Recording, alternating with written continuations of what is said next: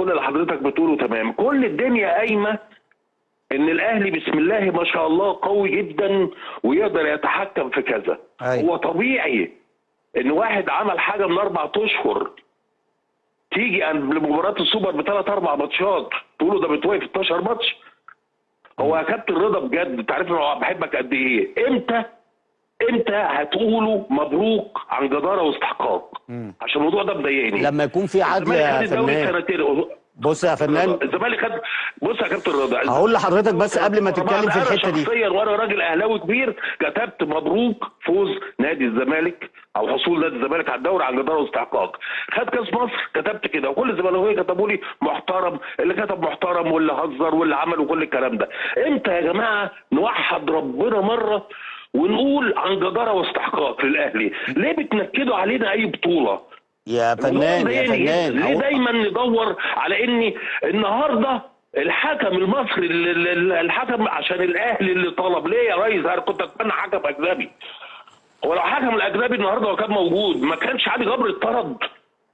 لو الحكم الاجنبي موجود ما كانش كوره كمان الولد حسين الشحات ما اتحسبتش؟ ولو كان موجود الجون الاولاني ضربه الجزاء الاولاني مش هتحسب.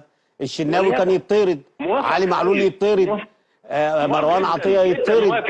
كل دول قلالات الادب ويطردوا. انا كنت اتمنى كهلاوي النهارده اقسم بالله كهربا لو ده بقى حكم اجنبي لا يعرف لا اهلي. احنا ما بنعترضش على التحكيم، بس كنت بتمنى النهارده كهلاوي ان كهربا ما يلمسها، مع احترامي الكامل لمحمود عبد المنعم كهربا. ده لسه عامل مداخله ومباركين له بقى. تمام يا راجل حبيبي وصاحبي وهو يعلم جيدا. من انت؟ هو الاهلي امتى وقف على حد يا جماعه؟ ده اللي المفروض بقى تقولوا انت المجلس اداره النادي الاهلي اللي لوح. اقسم بالله واعتقد النهارده كان هو الجهاز الفني كان بينشد ده. لو محمد بيه شريف كان لعب عدل النهارده اقسم بالله العظيم 3. انا كنت متاكد ان الاهلي هيعمل مفاجاه وكهربا ما يلمسهاش النهارده. لو محمد شريف كان هايل. بقول لك ايه، ما قلتش هو كان بيبدا بكهربا يا جماعه في الماتشات اللي فاتت. يا فنان ليه ما بداش بيه النهارده؟ الناس مش هتصدق ان معاه. الناس مش هتصدق ان معاه الاستاذ بيومي فؤاد. ايه التراجيدي؟ لا اصل انا بقيت اتضايق جدا يا مجيب. ده انت النهارده تراجيدي. الدنيا لازم تنكدوا علينا. فين يا حبيب قلبي؟ فين الضحكه؟ حبيب قلبي، ما احنا بننكد عليك. انا معاكم دلوقتي يا جماعه. مره اقولوا لله ان الاهلي يستحق. بص، لما بيكسب بالعدل ولما بيبقى فيه عدل، انما بص هقول لك بس يا فنان، هقول لك بس ما ينفعش وانت راجل. الحلقه بنات الحلقه يا رضا، انت عارف ان انا بقول لك رضا عادي عشان انت اخويا الصغير. ما انت حبيبي انت عارف. حبيبي ربنا يبارك لك. انت بدات الحلقه النهارده بان حسين شحات بينالتي. ايوه كلام جميل. وكهربا وكره كهربا مش بينالتي، كلام فوق دماغي وانا طول عمري مع سيادتك. ليه يا جماعه ما فيش مباركه تطلع كده من الاول على ان الاهلي النهارده استحق الفوز؟ بص يا فنان، لو كان النهارده ماتش اهلي وزمالك اقسم بالله ابارك لاي حد يكسب، اقسم بالله.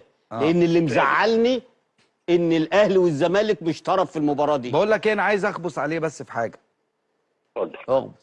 كابتن رضا قال لي، انت عارف هو حبيبي يعني، بس انا يعني بهدي النفوس، قال لي الاهلي لو لعب صن داونز تاني هيتغلب. دي حقيقة. الاهلي هيتغلب؟ من صن داونز لو لعبوا تاني. دي حقيقة. رد عليه بقى. وانا كمان بقول له حقيقي. الله الله الله الله الله. لا بص هقول لك على حاجه. لا هقول لك على حاجه.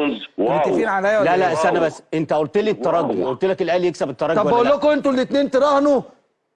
ما انت بتتراهنوا بعد كده. لا لا لا لا انا عمري ما اتراهنت معاك. انا اهو انتوا الاثنين. الاهلي بطل افريقيا. الاهلي بطل افريقيا. يا سلام. انا بقول لك الاهلي بطل افريقيا. والكلام المشجع فوق دماغنا. والله العظيم نتمنى. هتشوف. بس انت بنتكلم اهو هتشوف. بص انا والفنان بنتكلم في الواقع. لان فرقه صن داونز فرقه ما يعلم بها الا ربنا. وهتيجي تهني الاهلي في الاستوديو يا استاذ بيومي. يا عمي والله وانا اطلع معاه كمان. الله يخليك. مش انا قلت لك الاهلي لو خد البطوله هطلع اهلاوي. قابلت حازم امام قلت له نفسي اطلع معاك في برنامجك. قابلت ميدو قلت له نفسي اطلع معاك في برنامجك. انت جميل يا جماعه. ايه كم الاحتقان ده ليه؟